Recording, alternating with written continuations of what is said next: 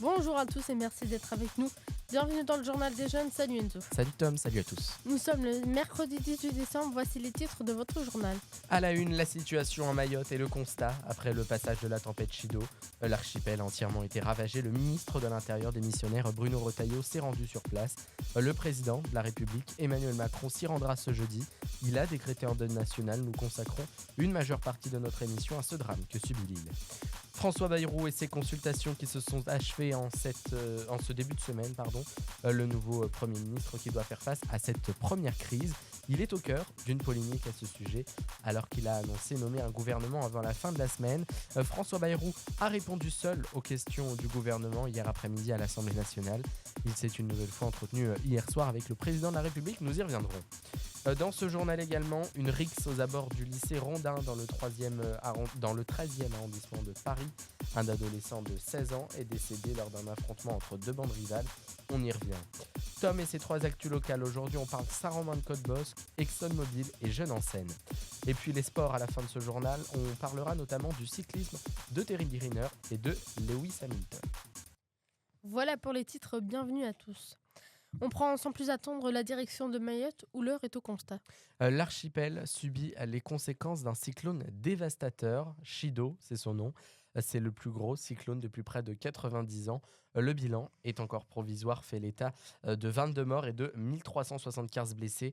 Le préfet de l'île, François-Xavier Bioville, redoute des centaines de morts, voire des milliers. Un couvre-feu est instauré depuis hier soir de 22h à 4h du matin. Des habitants qui ont tout perdu, c'est une urgence humanitaire.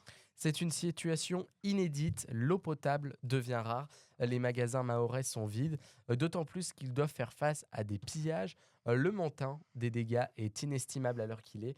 La Fondation de France appelle aux dons pour tout reconstruire, alors que 70% des habitants de l'île ne disposent de plus rien. Emmanuel Macron, le président de la République, se rendra sur place ce jeudi. Le chef de l'État qui va décréter un deuil national en hommage aux victimes du cyclone. Et François Bayrou au cœur d'une polémique quelques jours après son arrivée à Matignon.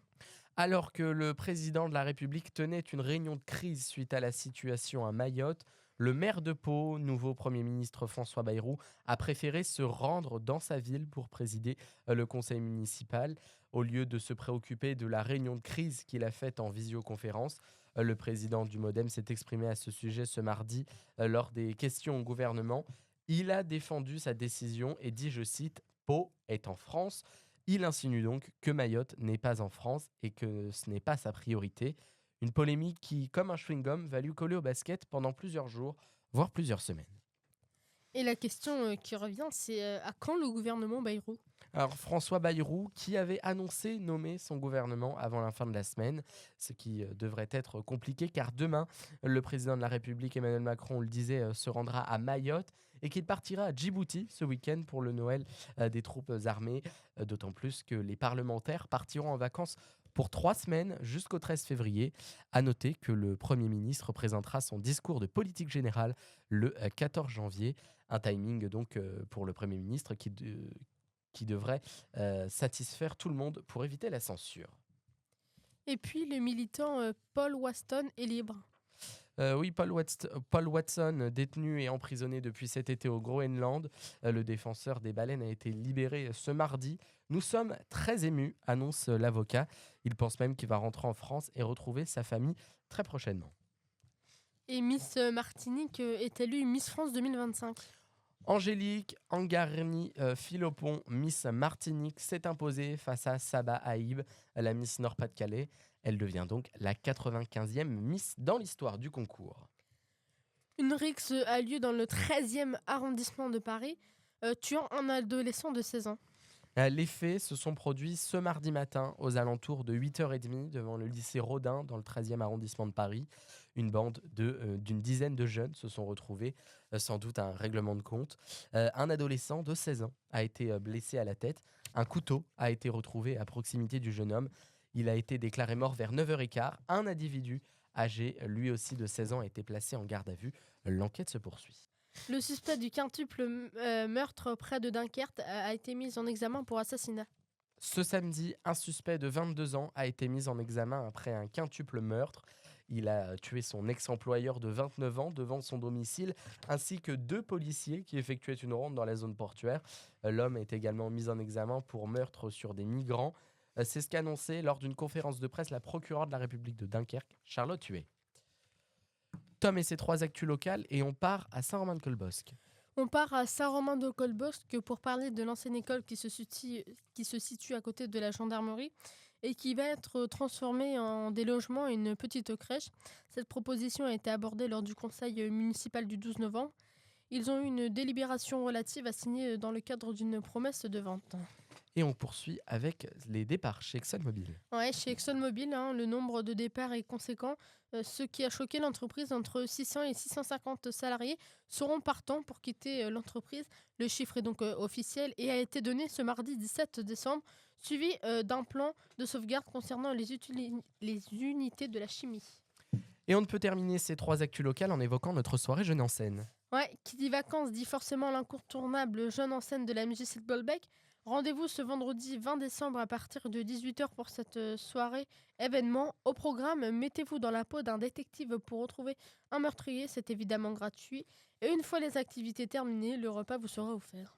Merci beaucoup Tom pour ces 3 actus locales. Et un appel au don pour sauver le mythique Fort Boyard. Oui, le Fort Boyard est en danger. Voilà ce que dit la Fondation du patrimoine. Un mythique lieu de tournage de l'émission de France 2, il est victime des assauts de l'océan Atlantique. La star du petit écran au milieu de la mer est en péril. C'est pour cela qu'un appel au don de 9 millions d'euros a été lancé pour préserver la forteresse. Le chantier est estimé à 36,6 millions d'euros.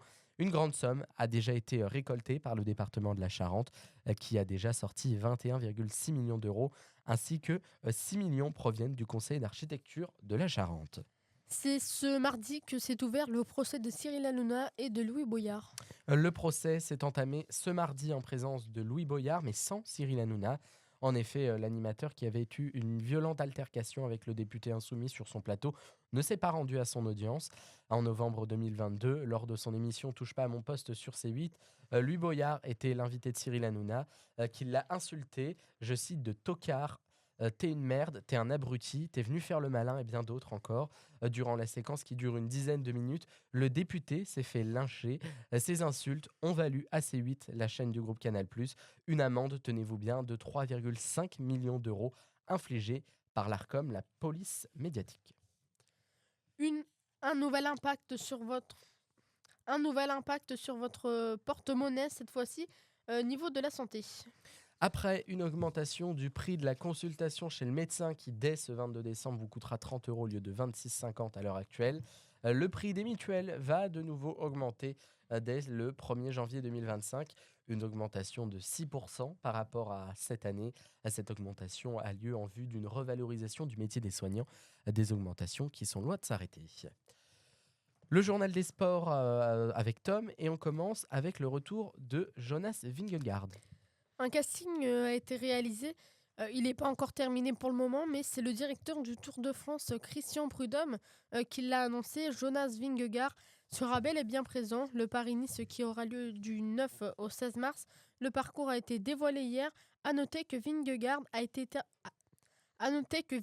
a terminé à la course deuxième en 2023, mais était absent lors de l'édition 2024. Et Teddy Riner qui sera de retour en février. Oui, il sera présent au grand concours du prestigieux Paris Grand Slam en 2025. Les dates de ce concours sont le 1er et 2 février. C'est ce qui a été annoncé ce lundi avec la Fédération française de judo. Le Guadeloupéen a déjà remporté 8 fois ce grand concours. Et on termine avec les adieux de Lewis Hamilton. Et pour cette dernière actu de sport, je vais vous parler d'une chose qui va normalement vous rappeler des souvenirs. Je vous parle bien sûr de Lewis Hamilton, coureur de F1 chez Mercedes. Je vous propose qu'on revienne sur les adieux de ce magnifique champion chez Mercedes. Lewis Hamilton a donc fait ses adieux pendant le dernier Grand Prix de sa saison qui se situait à Abu Dhabi. Lors de cette course, il a terminé à la 4e place et pour cette nouvelle saison, il va donc aller à la Scuderia Ferrari dès l'année 2025 qui approche à grands pas. Merci beaucoup Tom. Merci et je voulais vous dire un mot. Merci pour nous avoir écoutés tout au long de l'année 2024 sur Radio Action Jeune. Et je vous souhaite de belles fêtes de fin d'année.